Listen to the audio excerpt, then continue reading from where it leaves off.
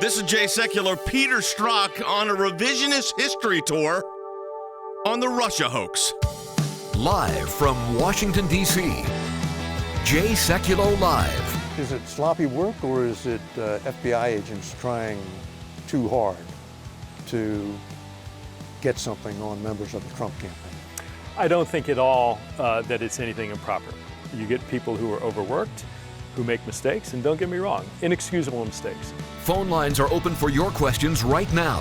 Call 1-800-684-3110. The evidence shows that we're not dealing with just mistakes or sloppiness. There was something far more troubling here, and we're going to get to the bottom of it. And now, Chief Counsel for the American Center for Law and Justice, Jay Sekulow. Your calls at 1-800-684-3110. We're back in the studio. Andy Economo. I almost forgot your name. I haven't seen you in so long. I know. It's been a long time. And you're still Harry Hutchison, right? Absolutely. I just want to make sure. Okay.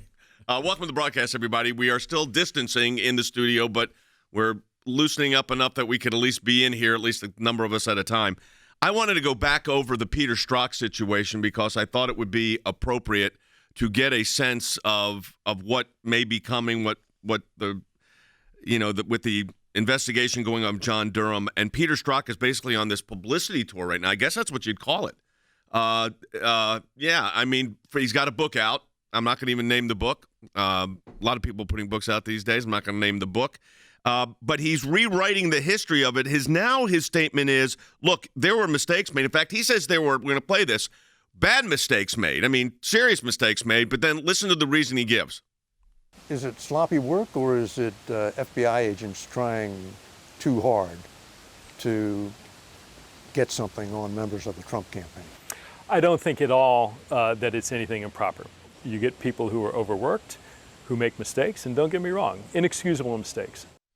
Yeah, inexcusable mistakes. But, Andy, let me read you a timeline. On January 4th, 2017, the FBI had drafted a document summarizing their findings of the probe so far. This was the Crossfire Razor portion of it, of whether General Flynn had been acting as a Russian agent during the 2016 campaign.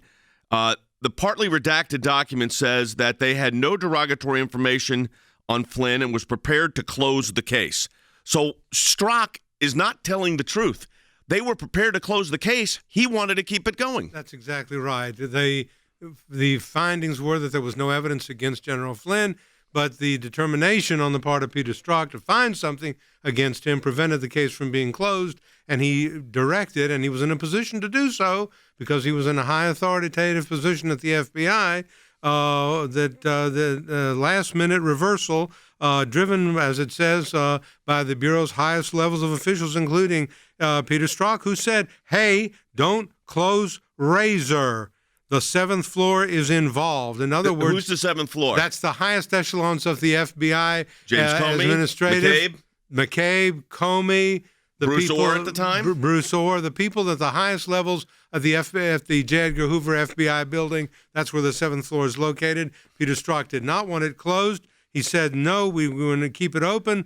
There's stuff that we're going to find out about him that we're determined to find out or concoct if we have to, and it's going to come from the highest echelons of the FBI, and hence we have the terrible events that transpired with respect to General Flynn. Harry, we got less than a minute here, but give me your assessment of the excuse being put forward now by Peter Strzok, overworked. Well, I think the excuse being put forward by Peter Strzok is simply the same excuse that he has used with respect to the malicious text that he deployed with Lisa Page. Essentially, he lied there, and he lied again yesterday or recently during his interview. He cannot, in my opinion, tell the truth after unleashing one of the most malicious incompetent investigations in human history. I agree. All right, we're going to be joined by Than Bennett in just a moment. We're going to be taking your calls at 800-684-3110. I want to encourage you something. We launched yesterday our project for kids, a channel, baldbeagle.com, and there's already gotten a great response. Put it up on the screen there for people that want to get information.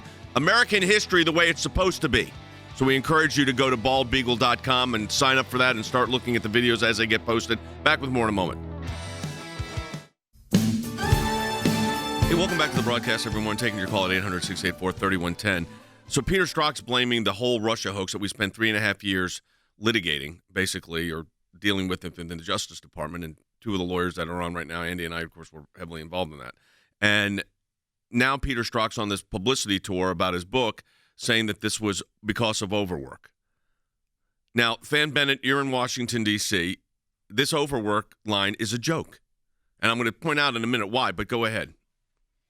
Yeah, a complete joke, and he says that there were inexcusable mistakes made, no doubt. Yeah, Jay, those were his mistakes, and that's not me conjecturing. That's not speculation. That is now fact. We have a document from the FOIA investigation, which Andy referenced, where the D.C. field office said that there was no derogatory information found and that the FBI is closing this investigation.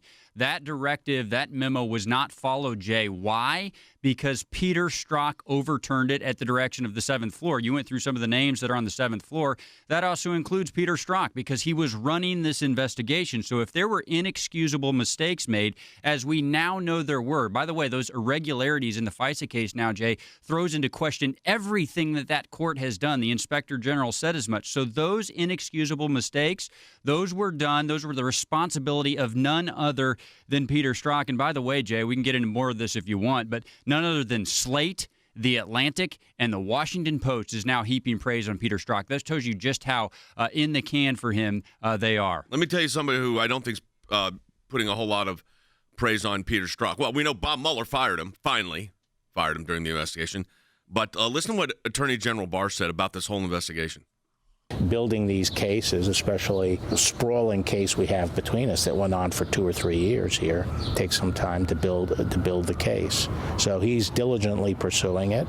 My own view is that the evidence shows that we're not dealing with just mistakes or sloppiness. There was something far more troubling here, and we're going to get to the bottom of it.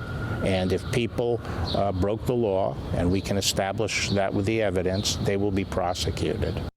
All right, so you got a clear understanding of what Bill Barr's prepared to do. So that's number one. Number two, on January 4th or January 5th, no one's really exactly sure there, former President Obama, James Comey, Sally Yates, your friend Andy, Joe Biden, and apparently Susan Rice discussed the transcripts of the Flynn calls and how to proceed against him. Mr. Obama himself directed the right people investigate General Flynn. Now, that came, again, while the FBI that was actually doing the investigation said nothing there. So they were still insisting on trying to take General Flynn down and hurt the incoming administration. And we have to really be cognizant of the significance of that meeting, Jay, that occurred in the Oval Office. There's a meeting, Obama's there, Comey, Yates, Biden, Susan Rice, and they're talking about things. The meeting concludes, and Obama, the President of the United States now, calls back Biden, and Yates, and starts talking about things. And Sally Yates says she's flabbergasted. She had never heard of anything like this nonsense. She's the Deputy Attorney General. The FBI reports to her directly. So unless Comey had some grand scheme, I don't believe Sally Yates didn't know this. And the president himself says, and with respect to General Flynn, make sure the right people investigate. That is a directive that makes sure this is taken care of the right way. All right, but this caused the former FBI director, James Comey, now listen to this, to acknowledge the obvious. General Flynn's phone calls with Ambassador Kislyak, quote, appeared to be legit. By the way, Bill Barr said the same thing, an incoming NSA, that would be normal. According to Strzok's notes, it appears that Vice President Biden, Harry, personally raised the idea of the Logan Act. That became an admitted pretext to investigate General Flynn. Now, the Logan Act, which has never been applied successfully in a prosecution and hasn't been raised in, I think, 100 years. What was going on here in your view? Well, in my view, this was, in all likelihood, a premeditated attempt by the Obama-Biden administration using the FBI and the Justice Department to overturn an election that the Democrats felt that they could never lose in 2016. So essentially, after Hillary Clinton lost, they continued an investigation which was not based on facts, an investigation that was not based on evidence, an investigation that was a wild goose chase, as Peter Strzok admits. Let me play this for everybody. Will, you want me to play 14? Yeah? Byte 6. Okay. Here's why. Okay. Let's set this up. Let's go ahead and listen to this byte, and then let's respond to this. Before the Trump administration had assumed power, Flynn called Ambassador Sergei Kislyak. What's wrong with that? I think what makes a problem is when you look at the content and nature of the things that Flynn tells the ambassador. This is the incoming NSA. He's saying don't overreact. I mean, because things were changing. So I'm looking at this, Stan, and I'm saying you got the FBI saying, number one, no violation. We should close the investigation. The same day, President Obama, and Joe Biden Joe Biden specifically, are raising the Logan Act. And then you have this, Strzok saying, I don't think these calls were appropriate, as if he can make that determination when the agents that actually interviewed, and they had the transcripts. Flynn knew people were listening to the conversation. Then your reaction, what is the Senate looking into? And probably not so much on this, more focused on the other matter, but go ahead. Well, yeah, a couple of things, Jay. First of all, Peter Strzok now says it's about the content of the conversations, even though we now know that everybody looked at it, said that it wasn't. Jay, I really think the telltale signal here is what President Obama said. He said, I want the right people investigating. Well, who are the right people? Jay, it would be the people that are going to hold over into the next administration and can keep an investigation open. That's why people like James Comey and Sally Yates would be pulled back in, because while President Obama and Vice President Biden are outgoing, those two would stay behind. Jay, the other important data point I think we have to keep in mind here is that very same day, President Obama's chief of staff, Dennis McDonough, made one of those unmasking requests, and then Vice President Biden made one personally a week later. And just very quickly, your question about the Senate, what they're looking into. Everybody knows that they took the testimony of Rod Rosenstein and Sally Yates. What a lot of people don't know, Jay, is behind the scenes, they've also interviewed Joe Pientka. People will remember him. He was the agent that was with Peter Strzok when they interviewed General Flynn. He also gave a defensive briefing to President Trump. I will just tell you, the wheels are moving behind the scenes. You mentioned John Durham, also the United States Senate. Jay, if I were Peter Strzok, the last thing I would be doing is a publicity tour. He probably needs to be in a much more defensive posture. I would think if I was his lawyer, I'd be advising him probably not to do a publicity tour.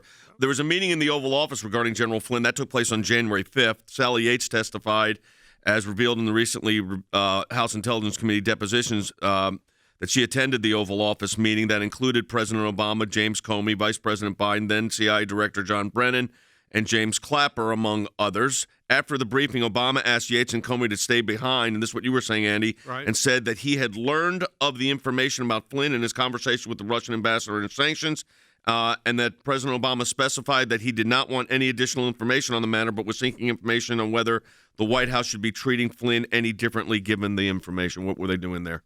Well, what were they doing? Yeah. They were conspiring to set Flynn up is what they were doing, and the President of the United States was part of it.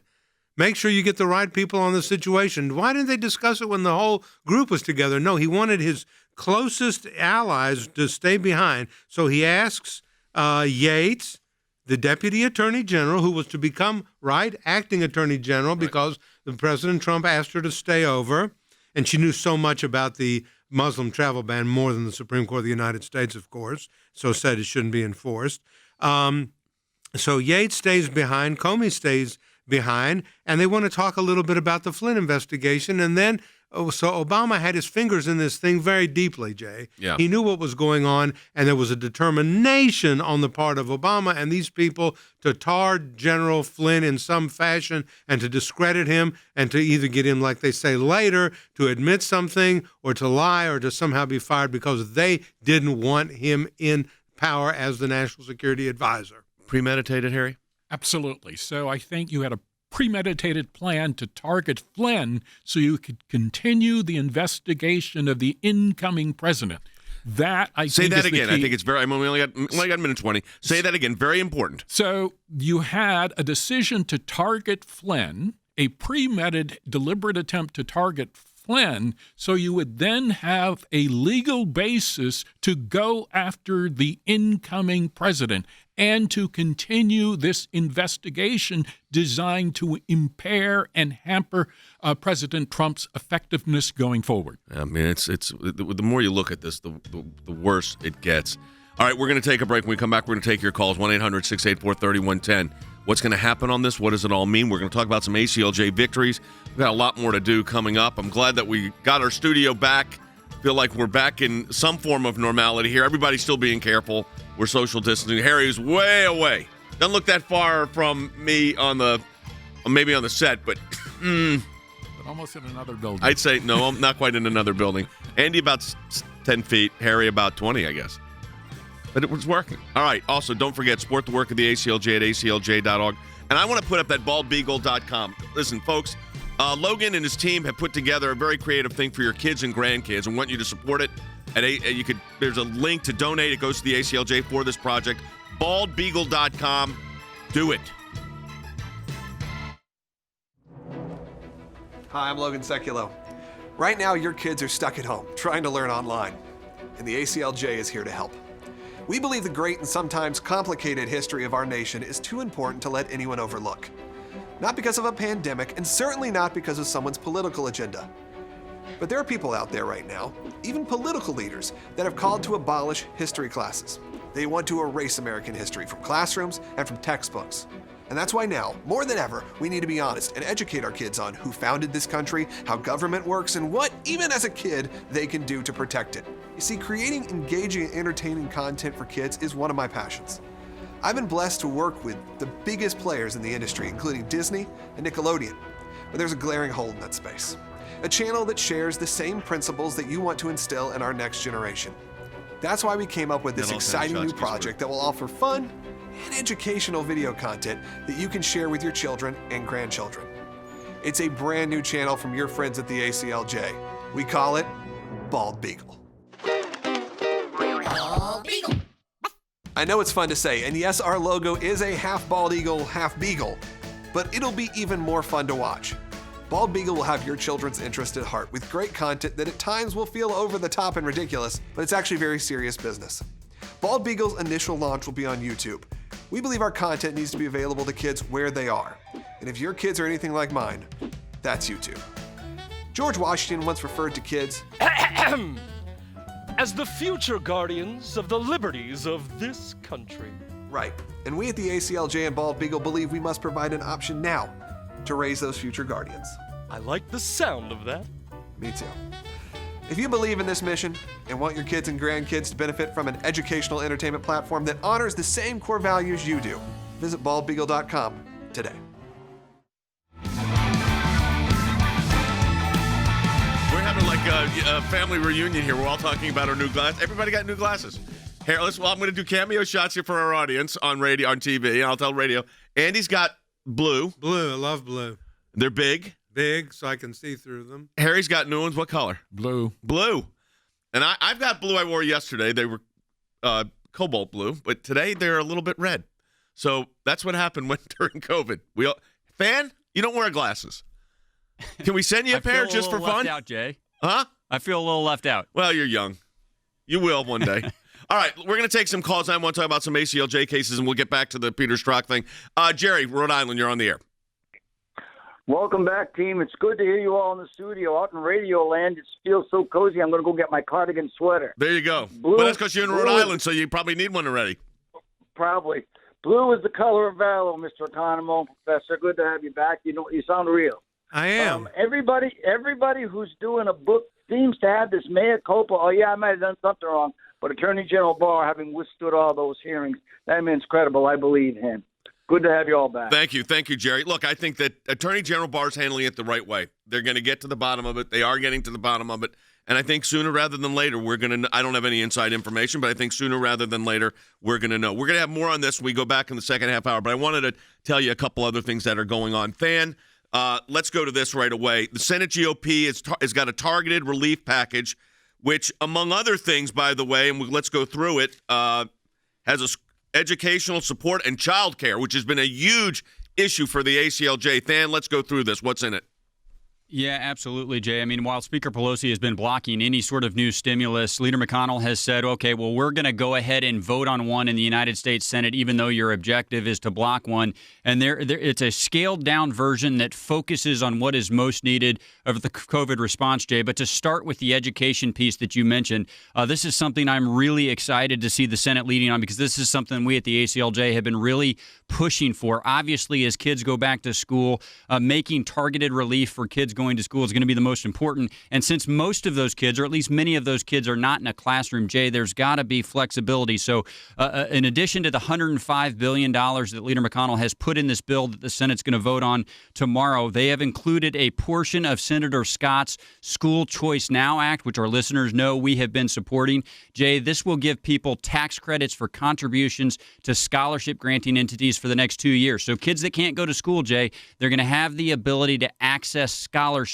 for the next 2 years and give parents the ability to provide tailored education to their children. Now, it's an uphill battle in the Senate, Jay, but I think Leader McConnell is doing the right thing. Put the bill on the floor and make senators do their job and vote on it. We'll have that vote tomorrow. Do you think we do not have enough Republican support to pass it? There is going to be, I think, a simple majority in the United States Senate. I think you're going to have somewhere between 50 and 52 votes for it, but I don't think you're going to get to the 60 votes to overcome a filibuster, because I do not expect, at this point, Jay, I don't expect any Senate Democrat support. Going to be pretty telling. You know, Harry, this is, from a policy standpoint, I mean, this really harms the American people. Yes, and it harms disproportionately disadvantaged kids. And so it was heartening to see at the state level in North Carolina, they have passed a modest increase in school vouchers over the objections of the Democratic governor of North Carolina. But I think virtually every rational person understands that the approach that we have taken with respect to opening public schools is an absolute, utter mistake. And it's a mistake because it places at risk the future of kids. And so most Americans on either side of the political platform, they are supportive of opening schools and increasingly supportive of school choice, particularly if the schools themselves are not open. Meantime, of course, what are new teachers' unions doing? They are basically saying we need to keep our salary. We don't want to put our lives at risk, but we want to put at risk the future of children, Black, white, Hispanic, throughout the United States. And so I think the Republican initiative in this bill, I think, is a step in the right direction. What, from an economic standpoint, Than, what are you seeing in the bill, and where do you see it going? Yeah, a couple of very important provisions in my view, Jay. Another extension of the PPP, the Paycheck Protection Program. Obviously, those dollars are needed for small. A lot of businesses. Yeah. And I will tell you this, Jay, maybe the thing that will call the bluff of the left is the extension of the federal unemployment benefits. Right now, the dollar figure in the bill is an additional $300 per week from the federal side in addition to what's on the state side. But here's really the key, Jay.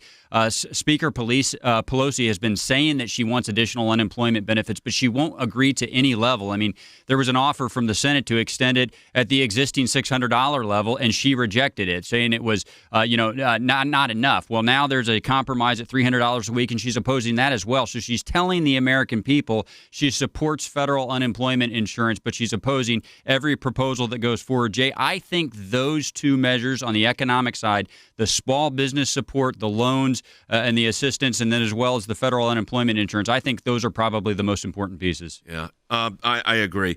Andy, you've been out, and you've been in Georgia, you've been in Tennessee, so you've been around. The PPP, which has kept a lot of these small businesses going, has been a very important part of this. And then you add the school choice initiative, which we've been really big advocates of, because these underserved kids, less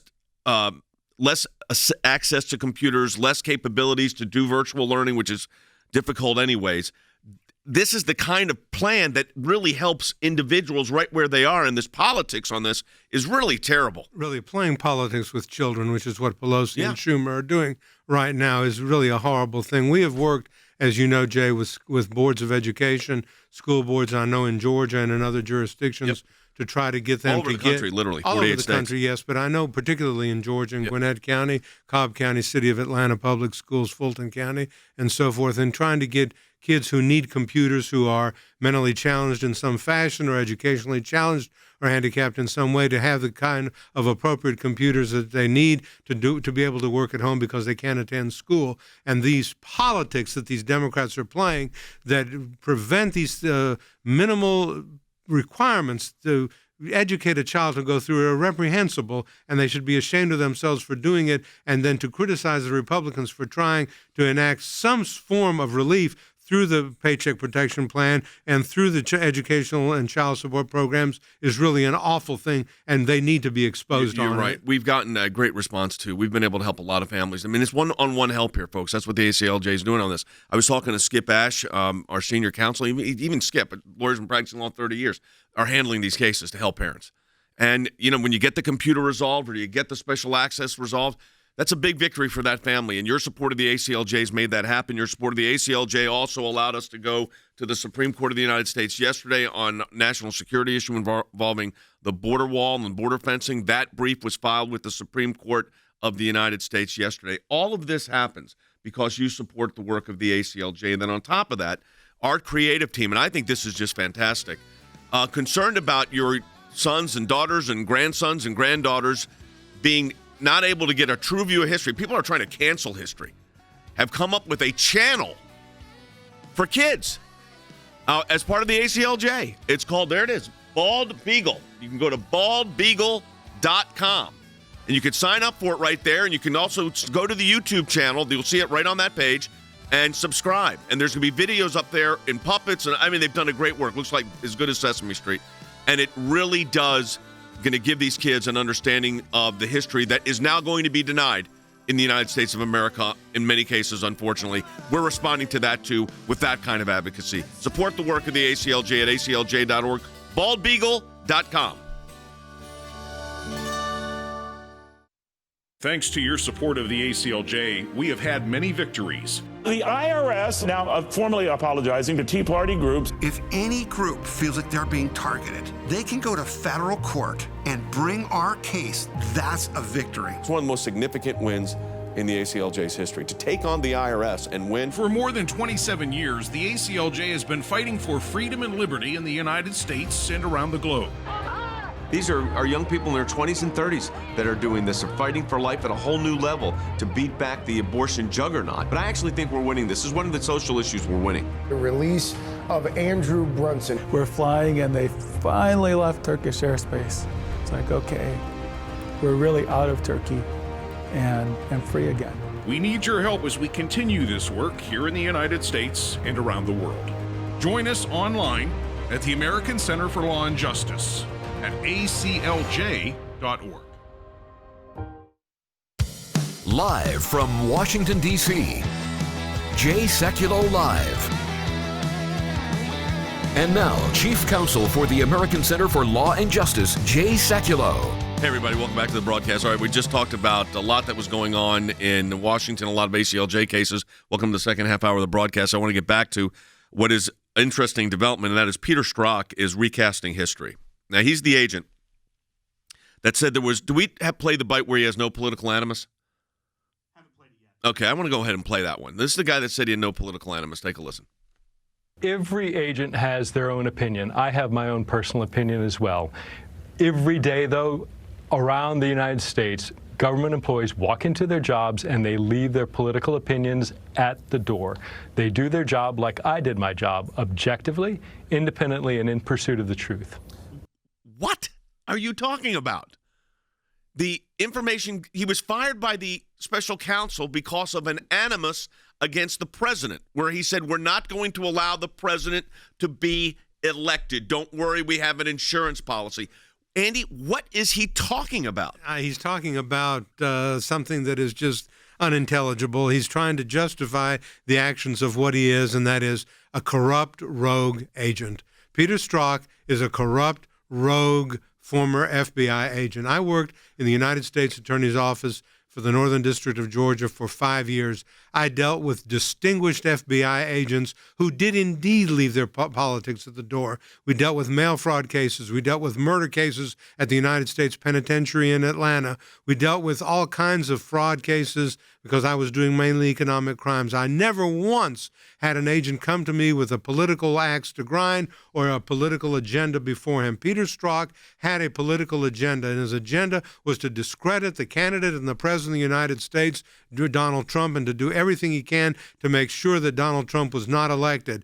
When his girlfriend said, "Oh, is this going to happen?" No, don't worry, it'll never happen. And you tell me you don't have a political animus and you left your political feeling outside the door? Liar, you did. And it's obvious that you did, and you ought to be ashamed of yourself to have called yourself an agent of the Federal Bureau of Investigation. Okay, so let me ask you this, Harry. Judy on Facebook asked this. If these were mistakes made, wouldn't Strzok be responsible for them as the chief counterintelligence investigator? Absolutely. And so he wants to recast himself as an objective, neutral observer who perhaps was overworked. Meantime, he admits that the investigation was riddled with mistakes. He admits that the investigation was indeed a wild goose chase. He essentially admits Horowitz has proven that there was zero evidence. There are zero facts on which to launch an investigation.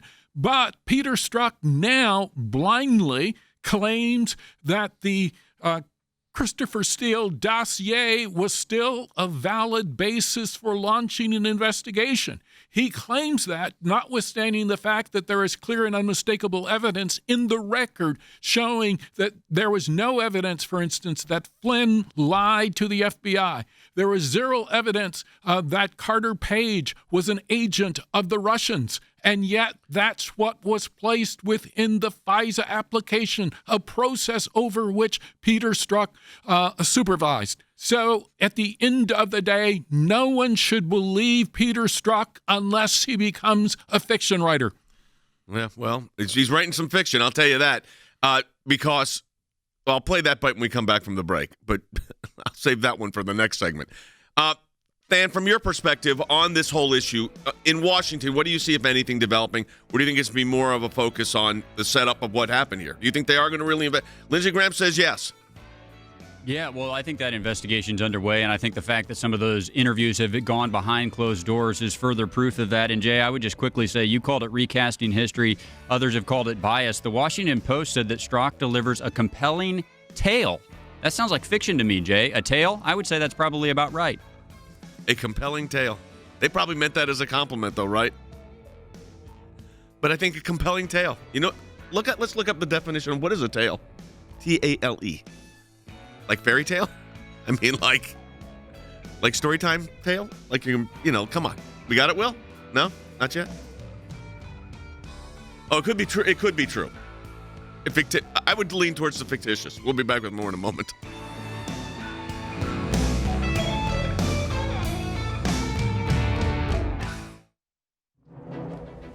Hi, I'm Jordan Sekulow. Right now, your kids are stuck at home, trying to learn online, and the ACLJ is here to help. We believe the great and sometimes complicated history of our nation is too important to let anyone overlook. Not because of a pandemic, and certainly not because of someone's political agenda. But there are people out there right now, even political leaders, that have called to abolish history classes. They want to erase American history from classrooms and from textbooks. And that's why now, more than ever, we need to be honest and educate our kids on who founded this country, how government works, and what, even as a kid, they can do to protect it. You see, creating engaging and entertaining content for kids is one of my passions. I've been blessed to work with the biggest players in the industry, including Disney and Nickelodeon. But there's a glaring hole in that space. A channel that shares the same principles that you want to instill in our next generation. That's why we came up with this exciting new project that will offer fun and educational video content that you can share with your children and grandchildren. It's a brand new channel from your friends at the ACLJ. We call it Bald Beagle. Bald Beagle. I know it's fun to say, and yes, our logo is a half bald eagle, half beagle, but it'll be even more fun to watch. Bald Beagle will have your children's interest at heart with great content that at times will feel over the top and ridiculous, but it's actually very serious business. Bald Beagle's initial launch will be on YouTube. We believe our content needs to be available to kids where they are. And if your kids are anything like mine, that's you too. George Washington once referred to kids as the future guardians of the liberties of this country. Right. And we at the ACLJ and Bald Beagle believe we must provide an option now to raise those future guardians. I like the sound of that. Me too. If you believe in this mission and want your kids and grandkids to benefit from an educational entertainment platform that honors the same core values you do, visit baldbeagle.com today.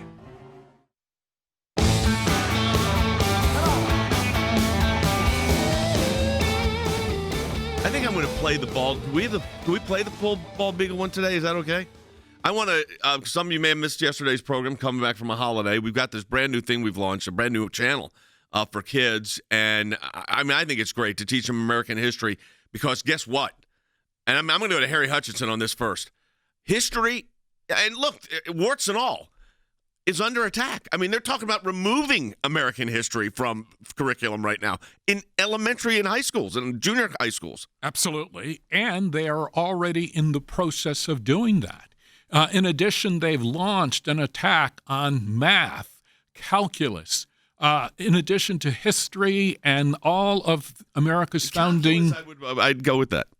Founding documents. This was good. And meantime, this is disadvantaging disproportionately disadvantaged kids.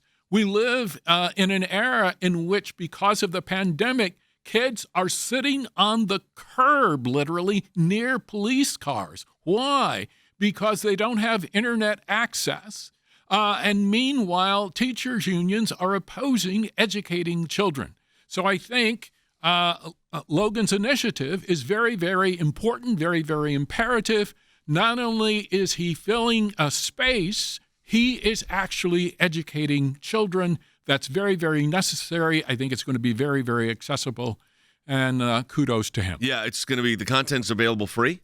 We're setting up a YouTube channel. We're asking for your support of this project. We had a great response yesterday. You just go over to baldbeagle.com, and there's a little donate page, and it goes to the ACLJ, but we're able to kind of track where it's going. And I'm telling you something, folks, and I'm going to let Than speak to this because he's got school-age kids. For me, it's grandkids. You got to understand history. You need to know where the country came from. You need to know the positives, the negatives. It's got to be presented in a way that doesn't just change the history, but explains the history. Well, you want to learn from your past, Jay, whether it's positive or negative. And of course, the country's imperfect because all people are imperfect. But I think you do have to start from a basis that we live in a country that has been unmistakably blessed by God and blessed by the wisdom of our founders. And, so that's the foundation that we're starting from. And of course, you're going to admit the mistakes that have happened along the way. But I mean, Jay, I live in a city, and I'm actually sitting not far from it, where they're trying to remove the Washington Monument and the Jefferson Memorial. That would just be a sure path to forgetting the lessons of our history. And I will just tell you, my kids are all grade school level. The thing that I look at the most is who is creating the content that they are consuming, and do I trust them? And Jay, that's why I'm really proud that we've sort of taken this on from both angles. The policy end to try to get the dollars out of Washington, D.C. and back into the hands of parents who are making this decision. And then on the content side with what we're doing with Bald Beagle, making sure that parents have resources from someone they trust, the ACLJ, because I've got to tell you, some of the other places where this information is coming from, Jay, there's definitely a narrative, there's an agenda, and just quite frankly, I'm going to say it bluntly, I don't trust them. Yeah, we are fighting, before I play the Bald Beagle piece, Harry, we are fighting a counter-narrative that's out there right now. Absolutely. So one of the things to keep in mind is the New York Times put forward a claimed 1619 project. Now, it is largely fictional, but they won a Pulitzer Prize for fictional analysis. What does it do? Well, the 1619 project essentially says that the United States founding was grounded in one thing and one thing only, slavery. Well, that's nonsense, because the United States was founded before 1619, 10 years before any slaves came to the United States. That's number one. Number two, human history has displayed unmistakably that slavery has been around for millennia.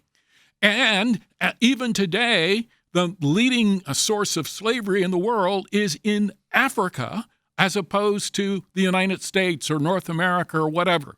And so one of the things to keep in mind, I think, as Than rightly points out, is the founders of this nation were indeed imperfect people, but they believed in providence. They believed in God who orders the universe. And one of the things that many of the people associated with the 1619 Project are motivated by is the notion that there is no God, that you and I can basically create our own destiny out of nothing. Much of that is simply nonsense on steroids. And I think Logan's initiative is an antidote to this mistaken analysis. I'm going to play the trailer in a minute because the audio is good too. It's not just for TV. But Andy, you're a historian, and I just wanted you to put in as a historian how important it is to get this history and get it right. It's important that it be gotten correctly, and it's important that the textbooks that they use. This is what scares me in government-controlled schools. What textbooks are they teaching these children from? I took American history, I took world history in high school, and they were from textbooks that were objectively written. And they talked about the age of discovery, and they talked about Columbus. Now Christopher Columbus, who in 1492 was commissioned to sail the Atlantic and to find the New World, he thought he was going to the Indies, and he found the New World. He discovered this country. Yes, he discovered America. What? And they're now saying, no, he didn't discover America. We were here already. You were here. You were in the middle of nowhere. You didn't know who you were. And the Mayas and the Incas and the Aztecs were practicing what? Human slavery and sacrifice. Western ways were imposed upon them so that they stopped that. History is a story of oppression. Indeed, it is a story of oppression, but it's also a story of freedom. It's a story of the man's divinization because of Christianity. It's not a bad thing to become a Christian. It's not a bad thing to believe in the sanctity of life. It's not a bad thing to believe in the theosis of Christ and the ability of a human being to become godlike, not in substance, but in energies. These are the things that we need to be teaching our kids and in the public schools, the goodness of America, the righteousness of America, and not how bad and horrible a country we are. Well, that's exactly what this new initiative, a new channel, a new TV channel on YouTube is dedicated to do. Take a look right now. Hi, I'm Jordan Sekulow. Right now, your kids are stuck at home trying to learn online, and the ACLJ is here to help. We believe the great and sometimes complicated history of our nation is too important to let anyone overlook. Not because of a pandemic, and certainly not because of someone's political agenda. But there are people out there right now, even political leaders, that have called to abolish history classes. They want to erase American history from classrooms and from textbooks. And that's why now, more than ever, we need to be honest and educate our kids on who founded this country, how government works, and what, even as a kid, they can do to protect it. You see, creating engaging and entertaining content for kids is one of my passions. I've been blessed to work with the biggest players in the industry, including Disney and Nickelodeon. But there's a glaring hole in that space. A channel that shares the same principles that you want to instill in our next generation. That's why we came up with this exciting new project that will offer fun and educational video content that you can share with your children and grandchildren. It's a brand new channel from your friends at the ACLJ. We call it Bald Beagle. Bald Beagle. I know it's fun to say, and yes, our logo is a half bald eagle, half beagle, but it'll be even more fun to watch. Bald Beagle will have your children's interest at heart with great content that at times will feel over the top and ridiculous, but it's actually very serious business. Bald Beagle's initial launch will be on YouTube. We believe our content needs to be available to kids where they are. And if your kids are anything like mine, that's YouTube. You have a unique opportunity to be part of this revolutionary endeavor. Did somebody say revolutionary? As you can see, we're busy here at the studio, but our goal at Bald Beagle is to produce high-quality educational content from a source you know and trust, the ACLJ creative team. It can be used as a supplement to what your kids' schools are offering them, for homeschooling, or as just a safe entertainment space where you as a parent can relax. The quality of Bald Beagle content will compete with the top players of cable TV, streaming services, and other YouTube content being produced by, well, who even knows? I'll never unsee that. To do that, we have to be constantly creating and releasing exciting new videos on the Bald Beagle channel. And the truth is, that kind of production schedule requires resources. Logan said release the horses! No. Resources. Race horses! No, resources. We'll get this handled. Your generous support makes it possible to teach and inspire your kids and grandkids for years to come, all while filling your home with smiles, singing, and laughter. And what more could you really ask for?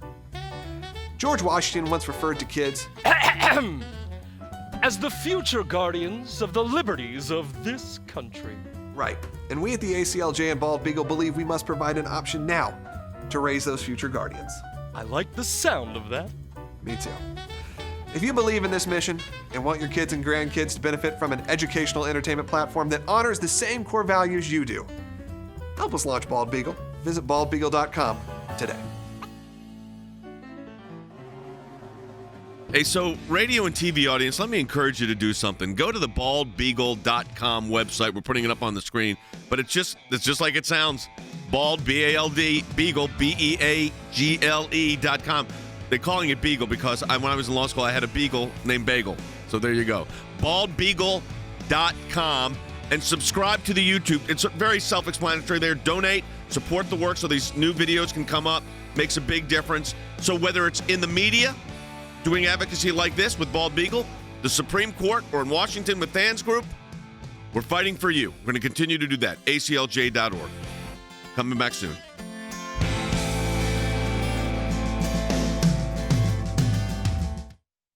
Because of your support, because of the support of every member of the ACLJ, one of the practice areas that we've been able to develop is Freedom of Information Act requests, or FOIA requests. It's thousands of pages of paper, and in those thousands of pages of paper, you usually find a nugget. The goal here is to gather the puzzle pieces. Sometimes you don't know which ones will be important until they become important. Government agencies acting out of control. We have exposed that in our FOIA litigation, and we do that every day that we bring these cases. It is your statutory right as an American citizen to have access to documents that reveal how the government is functioning, how your government is functioning. Do you remember the Iran deal? There was a video about what took place on that deal, and it was edited. And the edit took out the key part of what was going on. State Department, White House, editing videos to keep it from the American public. How do we know? Because our FOIA litigation got that document. We took it to the IRS.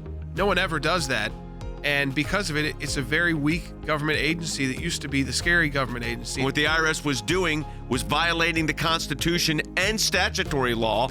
Because of the litigation we engaged in, it's a different agency. They can't do what they were doing before. And they've been hiding behind in the shadows. These FOIAs bring them to light. All of this information came because we went to court to get the information. Many times when we make these requests, the requests actually end up in court as the bureaucracy fights back to withhold the information. But that's okay because the law is on our side. We are entitled to the information that is in these requests that we have made. We've got the declassified list of Obama administration officials who started asking to unmask. We have caught them now. They have no one in there to protect them anymore.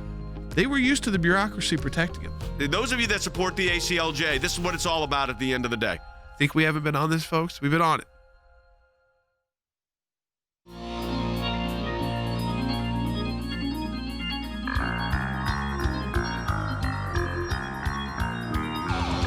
All right, last segment, so we take your calls on any topic and take your Facebook questions as well. 1-800-684-3110. That's 800-684-3110. Susie on Facebook says, how can people get away with all the lies? It appears there are two justice systems for those in power on the 7th floor of the FBI building. Andy? Yes, there are two justice systems, or there were. They're not anymore.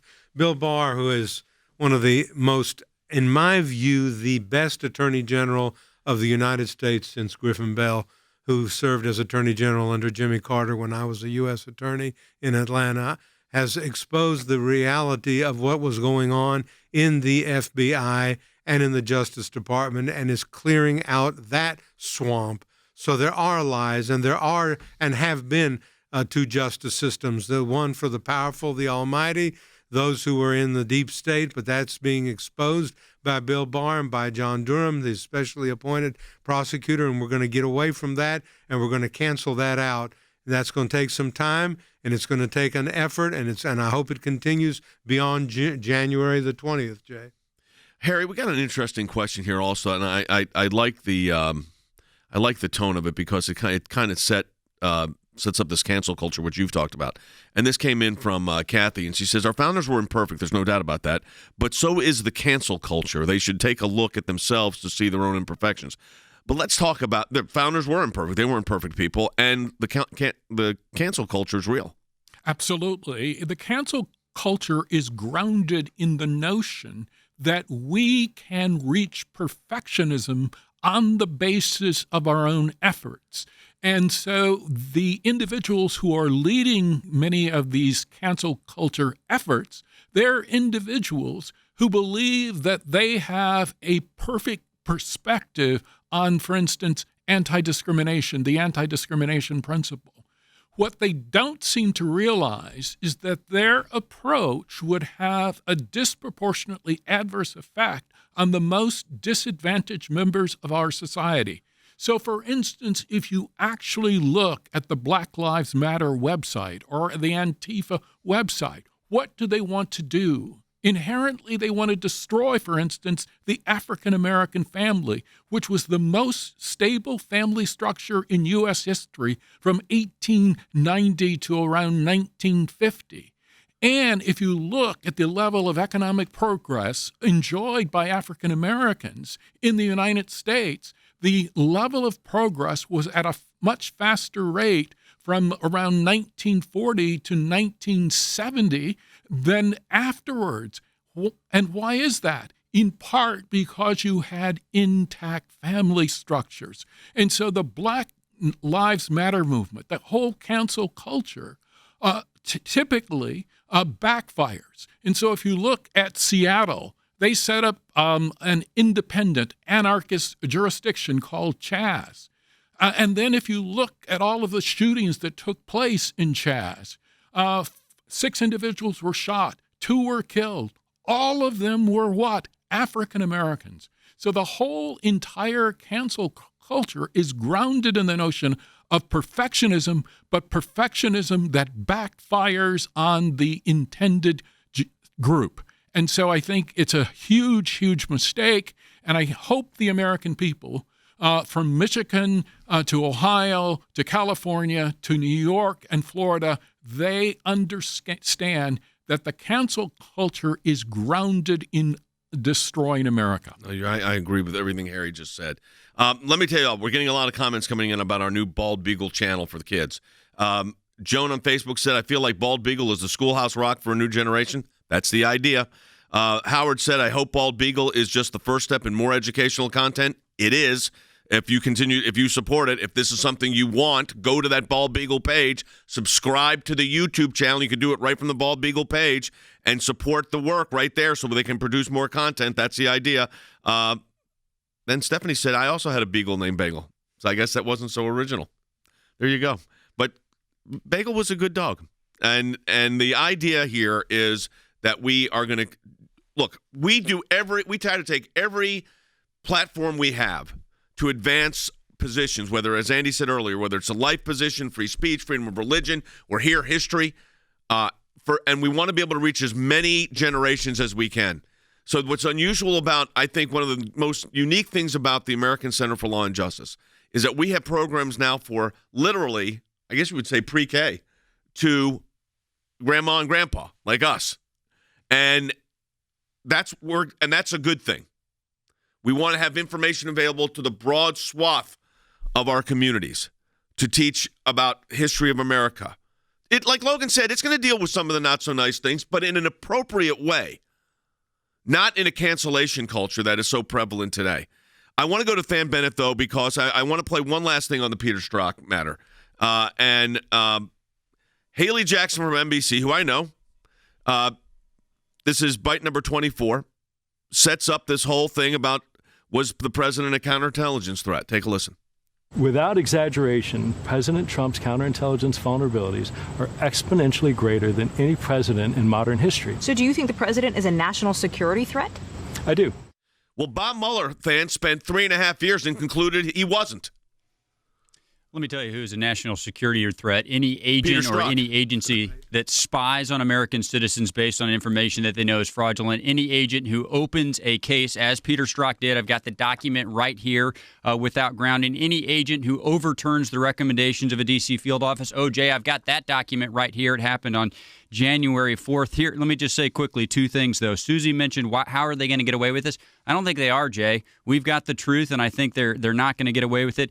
But here's the thing I want people to really understand. Here's why it's so difficult, and here's what we're up against. Slate, obviously a leftist institution, they say that the United States needs a hero. Jay, they make that comment in reference to Peter Strzok. So much of the institutional apparatus thinks these agents are heroes. That's what we're up against. But in the end, Jay, I'm telling you, the truth's coming out. They were undercutting the foundation of liberty and democracy in a constitutional republic. Look, without the vote, you have nothing. That is the time when I am by myself in the voting booth and have the right to express my opinions, not in these stupid polls that come out, but in the vote. And when you are in and you have made a decision, as Peter Strzok and his girlfriend did, that they were going to undermine the system and make sure that the president, the candidate who was running for office was not going to get elected, and they were going to take all the measures against that. They were the ones that were undermining national security, not the president of the United States, Donald Trump. Remember, the most important thing is to counteract this is to vote. Well, that's for sure. All right, folks, that's going to do it for the broadcast today. We're going to be back with you tomorrow. I do want to encourage you again to be part of our team. How you do that? We support the work of the ACLJ. Now, we say that all the time, but you're seeing also now these initiatives that we're launching. And this new one for kids, I am really excited about. Baldbeagle.com. So there it is on those watching on television or social media platforms. Baldbeagle.com is a great way for you to stay engaged in everything that these kids need to see about history. And your support of it makes a big difference. So just subscribe to it. Just go to the website. You'll tell you how to go to YouTube, subscribe to YouTube, share it with your friends, get people involved, and support the work, for that makes a difference. I think we did an email that went out on that today, I believe, right, Will? Yes, we did. So there's an email out on that also today. I encourage you to subscribe to baldbeagle.com and, of course, support the ongoing work of the American Center for Law and Justice. We couldn't do what we do, including bringing you this broadcast from our studios with our team back in place, which is great. I feel like a new day has arisen. We couldn't do it without you. So, again, thank you for all of your work and support. We'll talk to you tomorrow.